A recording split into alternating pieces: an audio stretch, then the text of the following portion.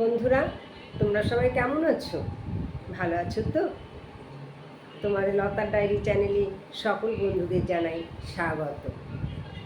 আজ তোমাদের কাছে ফেংশুই নিয়েই কিছু কথা বলবো। আমি ফেংশুই নিয়ে তোমাদেরকে কিছু বলেছি এবং আজও তোমাদের বলবো, কিন্তু তার আগে তোমাদের জানতে হবে ফেংশুইটা কী। তাহলে চলো শুরু করা যাক। দেখো বন্ধুরা, আমি ফেংশুই নিয়ে তোমাদের অনেক কিছুই বলি, হ্যাঁ, কিন্তু তোমাদের মনে প্রশ্ন জাগতে পারে ফেংশুই কী। অনেকে হয়তো জানেন না, কিন্তু যারা জানে তারা তো, তাদের তো কোনো প্রশ্ন আসে না। কিন্তু যারা জানে না তাদের আমি বলছি যে ফেংশুই কী, আগে ফেংশুইটা আমাদের জানতে হবে। কেমন? দেখো, আমিও সব কিছু ব্যাপারে জানতাম না, কিন্তু আজ এই ভিডিওতে নেমেছি, তোমাদের সাথে মিশেছি, তোমাদেরকে মানে আমি শেখাচ্ছি, বলছি, বা তোমরা শুনছো, জানছো, শিখছো। এটা যেন আমার কাছে একটা আনন্দদায়ক ব্যাপার যে আমি কিছু বলতে পারছি, শেখাতে পারছি, জানাতে পারছি। তার জন্য আমাদের শিখতে হয়, জানতে হয়, এবং আমি যা জানি না সেগুলো আমি নিজে শিখে যাচ্ছি, তাই তো?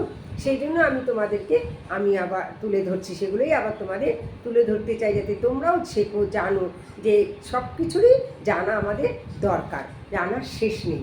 তার জন্য ফেংশুই নিয়ে আমি তোমাদের অনেক কিছুই বলেছি, কিন্তু ফেংশুইটা কী এইটা কিন্তু তোমাদের আমি বলিনি। তোমরা সবসময় প্রশ্ন জাগে এটা ফেংশুই কী, সেই জন্য আমি তোমাদের কাছে আজকে ফার্স্ট যা বলবো ফেংশুই কী। ফেংশুই দেখো, ফেংশুইটা হলো যে ফেংশুই 5,000 বছর আগেকার চৈনিক দর্শন। মানে চীন দেশে ওরা দর্শন দেখতে পেয়েছে এই ফেংশুইটা, কারণ ওরাই চীন দেশেই এটা ভীষণভাবে ফেংশুইটা মানা হয়, যার সূচনা তাওবাদী প্রাকৃতিক দর্শনের হাত ধরে। প্রকৃতিতে কীভাবে সব কিছুই পরস্পর সম্পর্কযুক্ত এবং কীভাবে এগুলি মানুষের সুখ সমৃদ্ধিতে প্রভাব বিস্তার করে তা ব্যাখ্যা করা যায় ফেংশুই এর সাহচর্যে। মানে এই যে আমি বললাম সেইটা সব কিছুই পরস্পর সম্পর্কিত, এবং কীভাবে এগুলি মানুষের সুখ সমৃদ্ধিতে প্রভাব বিস্তার করে তা ব্যাখ্যা করা যায় ফেংশুই এর সাহচর্যে। আবহমান কাল ধরে প্রকৃতিতে ঘটা কার্যকারণ সম্পর্কে যৌক্তিক অনুমানের উপর নির্ভর করে আসা এই ফেংশুই মতবাদ যুগ যুগ ধরে অবিকৃত আছে। এই শাস্ত্রের মূল উদ্দেশ্য ছিল কিভাবে প্রকৃতির সঙ্গে সামঞ্জস্য রেখে বাঁচা যায়। ফেংশুই হলো তাওবাদী প্রাকৃতিক দর্শনের ওপর প্রতিষ্ঠিত।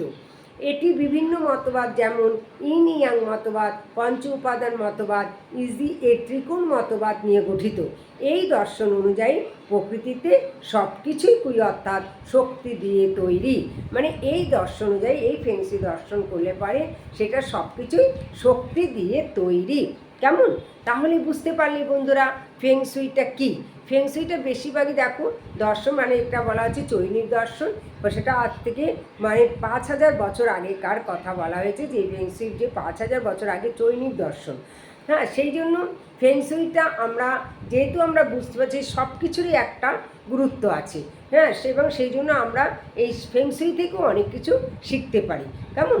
পরবর্তী তোমাদের আমি আবার বলছি ফেংশুই থেকে তোমরা কী কী আরও শিখবে, সেটা আমি তোমাদের জানাচ্ছি, কিন্তু আজকে আমি ফেংশুইটা তোমাদের বললাম। বুঝতে পারলে ফেংশুইটা কী? তাহলে আমার এই যে ফেংশুই সম্পর্কে যে বলা, এটা যদি তোমরা বুঝতে পারো, তাহলে ফেংশুই যা করেছে সেগুলো তোমরা নিজেরা শিখে কাজে লাগাতে পারো, তাহলে তোমরা কী হবে, অনেক উপকৃত হবে। কেমন? তাহলে বন্ধুরা, আমার আজকে ভিডিও এই পর্যন্ত। পরবর্তী ভিডিওতে আবার তোমাদের সাথে দেখা হবে। যদি ভালো লাগে লাইক করো, আর লতার ডায়েরি চ্যানেলটা ভালো লাগলে সাবস্ক্রাইব করো। কেমন? আর তোমরা সকলেই ভালো থেকো। তাহলে আজ আসি, পরবর্তী ভিডিওতে আবার আসবো তোমাদের কাছে।